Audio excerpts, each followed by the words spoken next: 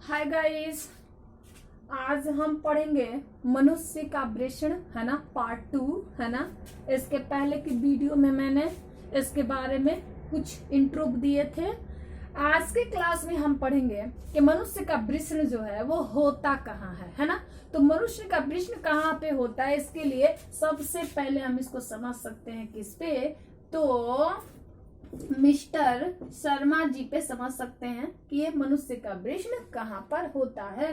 तो ये है मिस्टर शर्मा जी, और ये मिस्टर शर्मा जी पे हम लोग समझने की कोशिश करेंगे, है ना, कि ह्यूमन का जो टेस्टिस होता है, जो वृषण होता है, उसकी क्या पोजीशन होती है ना।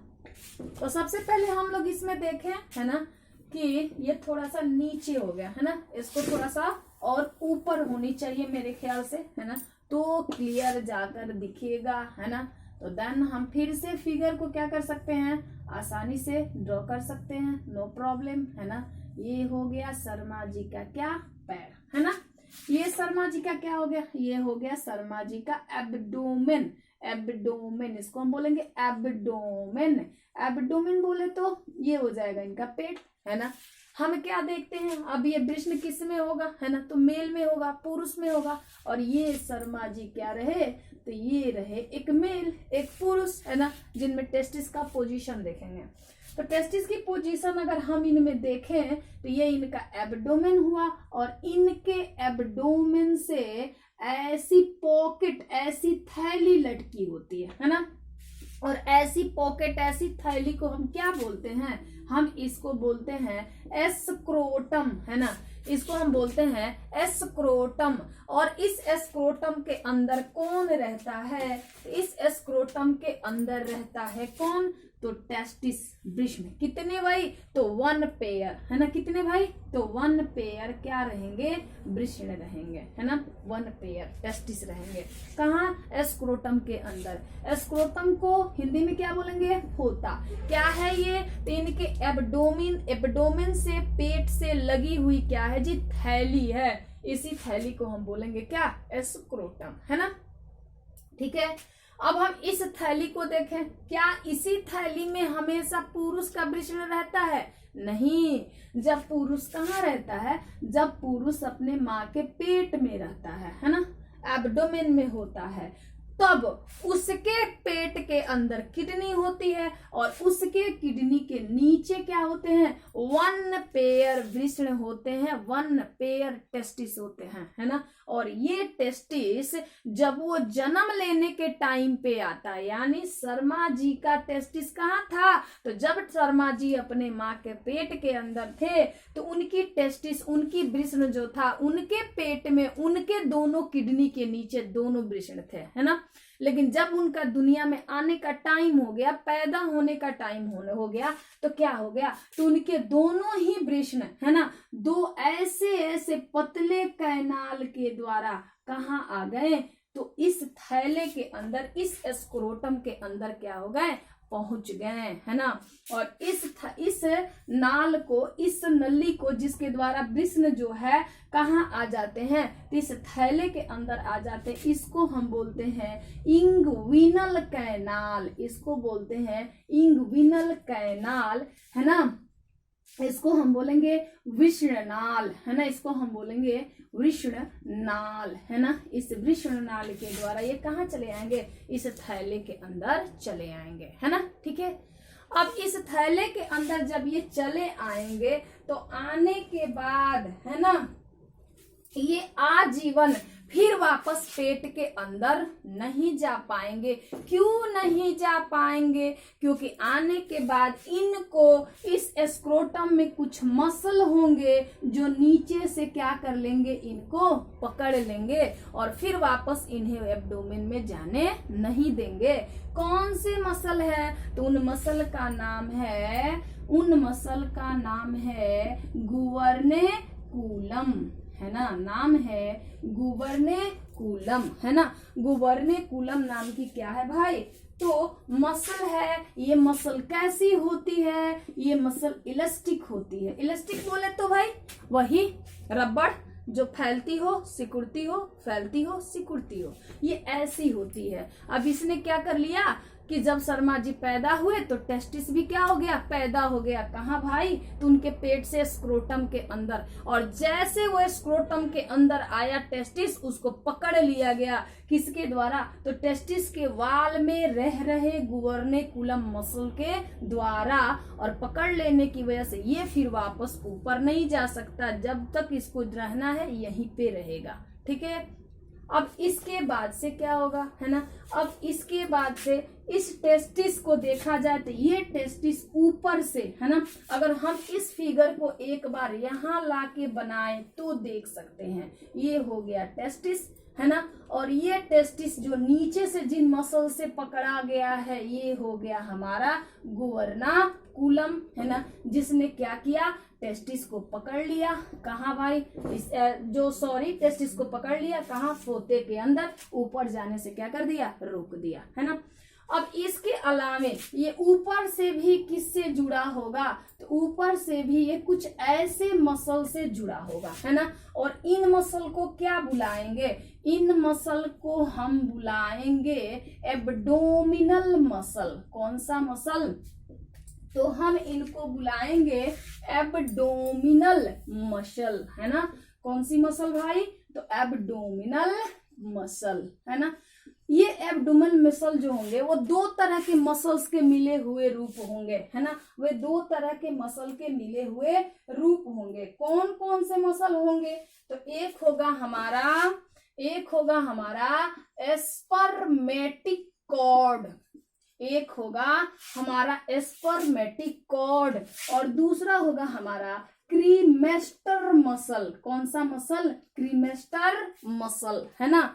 अब ये एस्पर्मेटिक कॉर्ड जो है ना, एस्पर्मेटिक कॉर्ड जो है इसको हम बोलेंगे वृषण रज्जु, बोलेंगे हम वृषण रज्जु, है ना, और क्रीमेस्टर मसल को हम क्रीमेस्टर मसल से बुलाते हैं। ये दोनों मिलकर के क्या करेंगे, तो ये दोनों ऊपर से इसको पकड़ लिया और नीचे से गुबर्नाकुलम ने, यानी टेस्टिस को किसने पकड़ा, तो टेस्टिस को नीचे से गुबर्नाकुलम ने और ऊपर से किसने, एस्पर्मेटिक कॉर्ड ने, है ना, और इसी के द्वारा ये अपने जगह पे क्या होगा, रहेगा, है ना।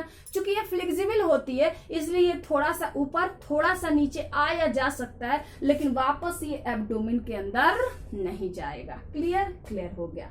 अब ये एस्पर्मेटिक कॉर्ड और क्या करता है, तो वृषण के अंदर क्या आने चाहिए, तो वृषण के अंदर आने चाहिए नर्व्स, है ना, जो नर्व्स आने चाहिए जो वृषण को फंक्शन कैसे करना है इसका ज्ञान दे सके, है ना, जो ब्रेन के द्वारा वृषण को कंट्रोल कर सके, तो उसके लिए क्या आने चाहिए, नर्व्स आने चाहिए। तो नर्व्स कहाँ से आएंगे, तंत्रिकाएं कहाँ से आएंगी, तो वृषण के अंदर तंत्रिकाएं इसी वृषण रज्जु के द्वारा, एस्पर्मेटिक कॉर्ड के द्वारा आएंगे। साथ ही वृषण में क्या आना चाहिए, ब्लड आना चाहिए, और वृषण में जो वेस्ट ब्लड बनता है उसको भी वापस जाना चाहिए। तो उसके लिए वृषण में क्या आनी चाहिए, टेस्टिकुलर, इसमें वेन आनी चाहिए, टेस्टिकुलर इससे आर्टरी जानी चाहिए। वो सब कुछ किसके द्वारा आएगा, जाएगा, तो वृषण रज्जु के द्वारा इसके अंदर आएगा और फिर इससे बाहर जाएगा, है ना। चलिए, इतनी सारी बातें हो गई, है ना।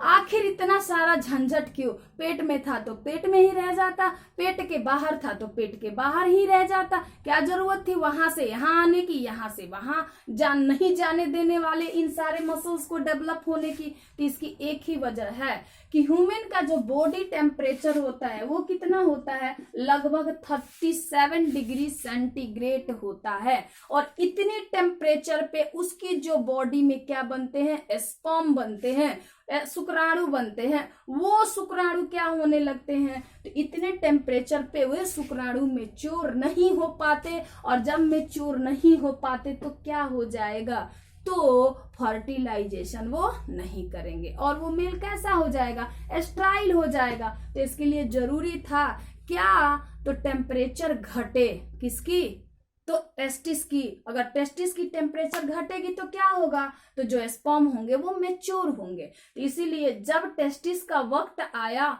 काम करने का, तो बच्चे के जन्म के समय ही वो क्या हो गया, उतर के कहाँ चला आया, इस स्क्रोटम के अंदर। और जब स्क्रोटम के अंदर आ गया तो क्या हो गया, बॉडी से उसकी डिस्टेंस हो गई, दूरी हो गई। और बॉडी से जब उसकी डिस्टेंस हो गई तो क्या हो गया, उसका टेम्परेचर बॉडी से कितने डिग्री भैया, 2 से 2 to 3 डिग्री, है ना, 2 to 3 डिग्री सेंटीग्रेड क्या हो गया, कम हो गया। 2 to 3 डिग्री सेंटीग्रेड टेम्परेचर क्या हो गई, कम हो गई। और जब कम हो गई तो क्या हो गया, मेच्योर होना उसका सक्सेसफुल हो गया, है ना। और सक्सेसफुल हो गया तो फर्टिलाइजेशन भी श्योर हो गया। यही तो कारण है कि मेल में क्या होता है, जब वो अपने माँ के पेट में होता है तो उसकी टेस्टिस कहाँ होती है, उसकी बोथ किडनी के नीचे होती है। जब उसका पैदा होने का टाइम आता है तो उसकी टेस्टिस कहाँ आ जाती है, तो स्क्रोटम के अंदर आ जाती है। किसके द्वारा आ जाती है, तो वो उसके किडनी से लेके उसके स्क्रोटम तक एक नली बनती है जिसके इग्विनल कैनाल बोलते हैं। उसी नली के द्वारा वो उतर के चली आती है और वहां आने के बाद उसको नीचे से गुवर्नेकुलम के द्वारा और ऊपर से स्पर्मेटिक कोड बोले तो या एब्डोमिनल मसल बोले तो इसके द्वारा पकड़कर रखा जाता है, कहाँ, स्क्रोटम के अंदर, ताकि फिर वो वापस किडनी के पास चला ना जाए, है ना। तो ये रहा मेल के टेस्टिस का पोजीशन, है ना। अब मेल के टेस्टिस के पोजीशन के साथ हमारे पास एक और क्वेश्चन उठता है कि जब ठंडी की मौसम आती होगी, है ना, जब किसकी मौसम आती होगी, ठंडी की मौसम आती होगी, है ना, तब तो टेम्परेचर टेस्टिस का ज्यादा ही घट जाता होगा क्योंकि बॉडी से उसकी ज्यादा दूरी होती होगी। तब क्या होता होगा, है ना, तब हम थोड़ा सा ध्यान देंगे। तब टेस्टिस के अंदर कुछ खास मसल्स होते हैं, टेस्टिस के अंदर नहीं, टेस्टिस जिस इस स्क्रोटम के अंदर रहता है, जिस फोते के अंदर रहता है, इस फोते के अंदर क्या होते हैं, कुछ खास मसल्स होते हैं, कुछ खास मसल्स होते हैं, है ना। और इन मसल्स को हम कह करके बुलाते हैं, कौन सा मसल, तो डॉर्टस मसल बोलते हैं, डार्टस मसल, है ना। कौन सी मसल कह के बुलाएंगे, तो हम इसको बुलाएंगे डार्टस मसल्स, है ना। ये डार्टस मसल्स क्या करते हैं, तो जब ठंडी की मौसम आती है तो ये डार्टस मसल सिकुड़ जाते हैं और इनके सिकुड़ने की वजह से क्या हो जाता है, तो टेस्टिस का जो क्या है, सैक है, जो फोता है, जो स्क्रोटम है, वो भी क्या हो जाता है, सिकुड़ जाता है। और सिकुड़ने की वजह से क्या होता है, थोड़ा सा ऊपर उठ जाता है और उठने से क्या हो जाती है, बॉडी से इसकी दूरी क्या हो जाती है, कम हो जाती है। और कम हो जाने से क्या हो जाता है, ठंडी के दिनों में ये टेम्परेचर को अपने क्या कर लेता है, मेंटेन कर लेता है। और इस काम में एब्डोमिनल मसल भी इस डॉर्टस का हेल्प कर देती है। और इस तरह से टेस्टिस जो होता है टेम्परेचर को क्या कर लेता है, मेंटेन करता है स्क्रोटल सैक के अंदर रहकर और स्पर्म का फॉर्मेशन करता है ना। आगे टेस्टिस के हिस्टोलॉजी के बारे में, मतलब टेस्टिस के इंटरनल स्ट्रक्चर के बारे में नेक्स्ट वीडियो में पढ़ेंगे। तब तक के लिए okay, bye, see you to.